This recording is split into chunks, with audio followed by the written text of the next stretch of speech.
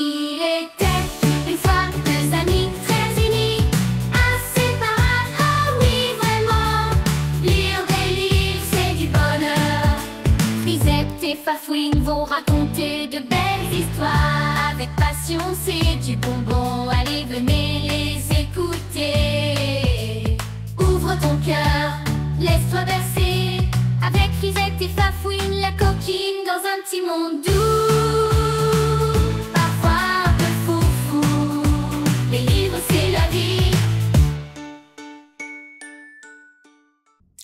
Bonjour, tout le monde à la maison.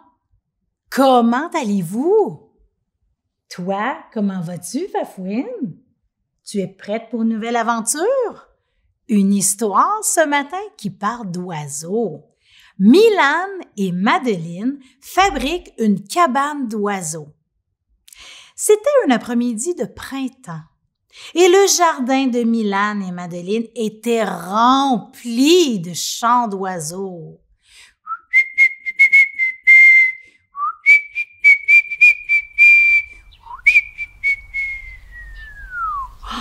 Le frère et la sœur s'amusaient à observer les mésanges, les rouges-gorges, les tourterelles. Ils volaient d'arbre en arbre. Il y en avait tellement. Soudain, Madeline eut une idée. « Oh, Milan, pourquoi ne construirions-nous pas une cabane pour les oiseaux? Comme ça, ils auront un endroit pour se reposer et nous, on pourra les observer de près, les entendre de près chanter. » Milan sourit. Quelle bonne idée! Il aimait toujours les idées créatives de sa grande sœur. Oh, c'est une super idée, Madeline! Allons demander à maman si elle peut nous aider peut-être. Ils coururent tous les deux vers leur maman. Maman, on veut fabriquer une cabane pour les oiseaux. Oh, une cabane pour les oiseaux? Ça tombe bien. J'ai des planches en bois et des outils dans le cabanon. Je vais vous montrer comment faire, mais ce sera à vous de la décorer. Qu'est-ce qu'on prend pour fabriquer une cabane d'oiseaux, le saviez-vous? Cabane d'oiseaux, c'est fait en bois. Bon, pour couper le bois, qu'est-ce que ça prend? Des ciseaux? Une scie? Oui, ça coupe mieux. Oui. OK, qu'est-ce que ça prend aussi? C'est ce qu'on va voir. Avec l'aide de leur mère, Milan et Madeline commencèrent leur projet. Leur maman leur montra d'abord comment mesurer et couper les planches de bois.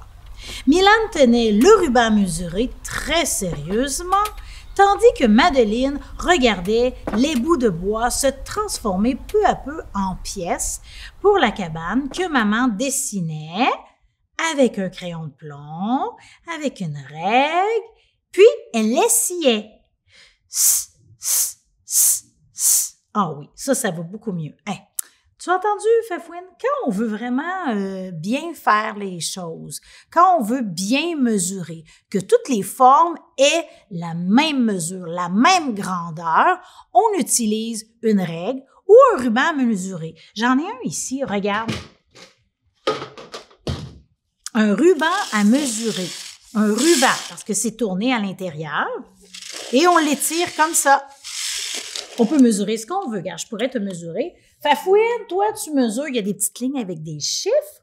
Bon, Fafouine, toi, tu mesures 8 pouces. 8 pouces par, 10 pouces. Alors, si j'avais à fabriquer une Fafouine en bois, eh bien là, je mesurerais une planche de bois qui mesure 8 pouces par, je vérifie pour être sûre, 9 pouces. OK, parfait. Comment tu mesures de haut?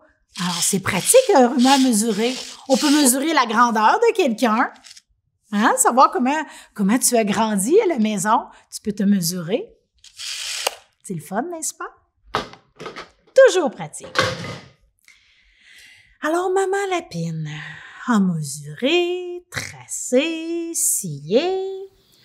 Voilà, nous avons plusieurs morceaux. Nous avons 4 murs, un toit et un petit trou rond.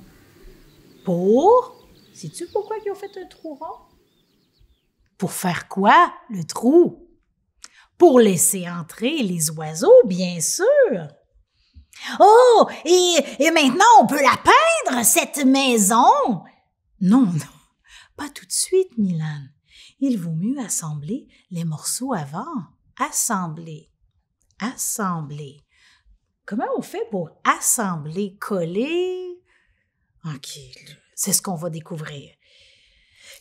Qu'est-ce qu'on va faire pour prendre les morceaux et les mettre ensemble, maman? Moi, je sais, on va prendre du papier collant, ça va bien tenir. Peut-être une brocheuse. Ah, une brocheuse. Mais c'est pas pour le papier, c'est une brocheuse.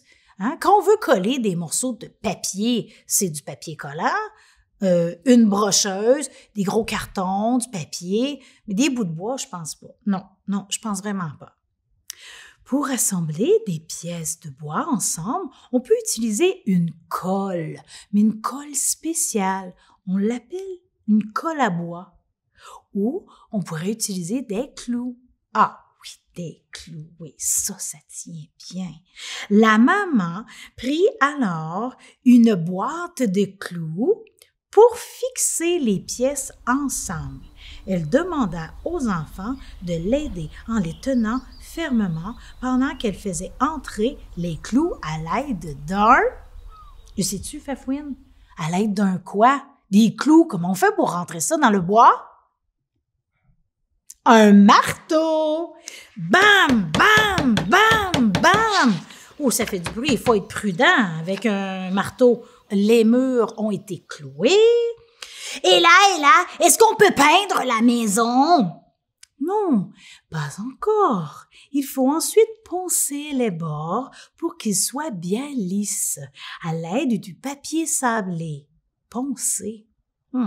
Poncer, qu'est-ce que ça veut dire, poncer?